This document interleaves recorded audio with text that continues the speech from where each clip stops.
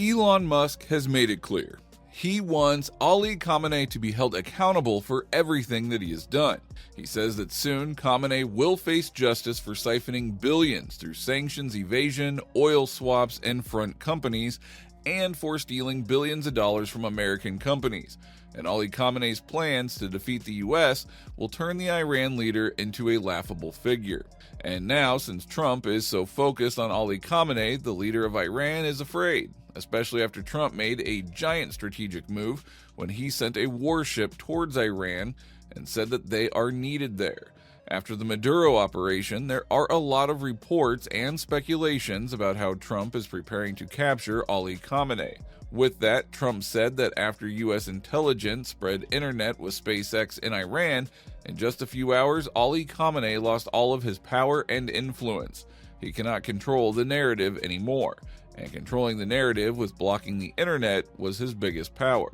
So this makes Ali Khamenei's fear even bigger, because after what happened to Maduro, he knows that one simple operation can remove him from Iran and fly him out of the country.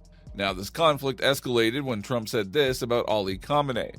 The Iranian leadership should be very worried, because Khamenei has not been careful with his words, linking the success of latest talks with an official to Iran, his willingness to use military operations if a deal is not reached. But according to Musk, what revealed that Ali Khamenei was in panic mode was after Trump announced that he is helping the Iranian people who are protesting. Khamenei's circle dismissed Trump's claims on executions, financing, and capture talk as false and speculative.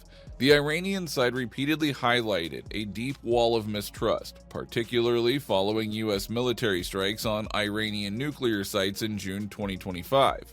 Araghchi noted that for the negotiations to move to a technical level, this atmosphere of distrust must first be overcome. At the same time, the Tehran kept proposing serious talks, even after their official meeting with the U.S.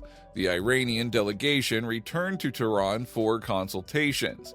Araghchi mentioned that while there is an understanding on continuing the talks, the specific format and timing of the next round will depend on decisions made in their respective capitals.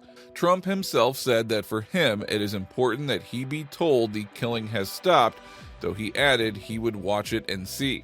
When the White House reposted Trump's moves, sanctions on security chiefs, new tariffs in a UN meeting, and when international outlets confirmed the scale of the crackdown, Musk praised that turn of pressure on X as a win for the world. He sees pressure on both cash and censorship as the key to forcing change. The moment of strategic lock-in arrived in early 2026, after the Trump administration signaled a safe transition was contingent on halting mass executions and the internet blackout crackdown.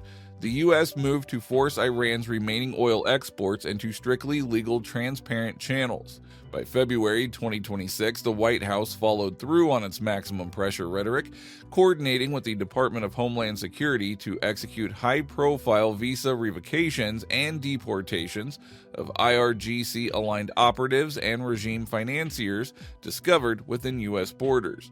While some activists expressed concern over the shockwaves felt by the wider Iranian diaspora, the administration remained focused on a singular distinction: separating genuine asylum seekers from the illicit financial facilitators who had long exploited Western systems to move dirty money for the regime. The subsequent trace-to-cash policy is now moved into a phase of unprecedented physical and digital enforcement. In January and February 2026, U.S. agencies significantly expanded sanctions, specifically targeting shadow fleet vessels in the digital asset infrastructure, including IRGC-linked crypto exchanges that replace traditional banking. Treasury, IRS, and international investigators have successfully mapped the connective tissue of Hawala brokers and exchange houses stretching from Istanbul to Dubai and into European hubs like Madrid. This strategy has shifted from simply naming bad actors to systematically freezing the entire facilitation network, aiming to stop the money from moving entirely before unraveling the shell businesses and shipping routes that sustain the regime's security apparatus. And that is where this stops being only a regional crisis and becomes a high-speed digital chase.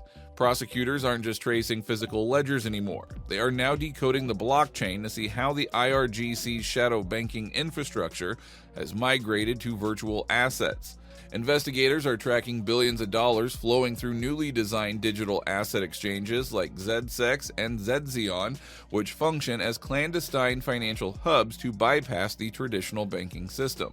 The core issue isn't simply the sale of oil, it is the evolution of the trustees system, a network of intermediaries that is currently withholding an estimated $8 billion in missing revenue from the Iranian people to fund off-the-books operations abroad. The deeper they dig, the more they see a sophisticated maritime shadow fleet pulling the strings of global energy markets. In early 2026, the Department of State Treasury hit dozens of new targets, including tankers like the Vasine and Zayas, which have been moving millions of barrels of crude oil through a labyrinth of shell companies in the UAE, Turkey, and China. Former insiders and paper firms are being exposed for a tactic known as empty reading, which is falsifying SWIFT messages to make it appear as if oil funds have been repatriated, while the cash actually sits in private offshore accounts. To auditors, this isn't just a leak, it is a secondary economy where insiders profit from market manipulation, while the domestic population faces a collapsing currency and historic inflation. Criminal cases are now expanding the timeline to catch the newest generation of fixers. Restatements have moved beyond simple trade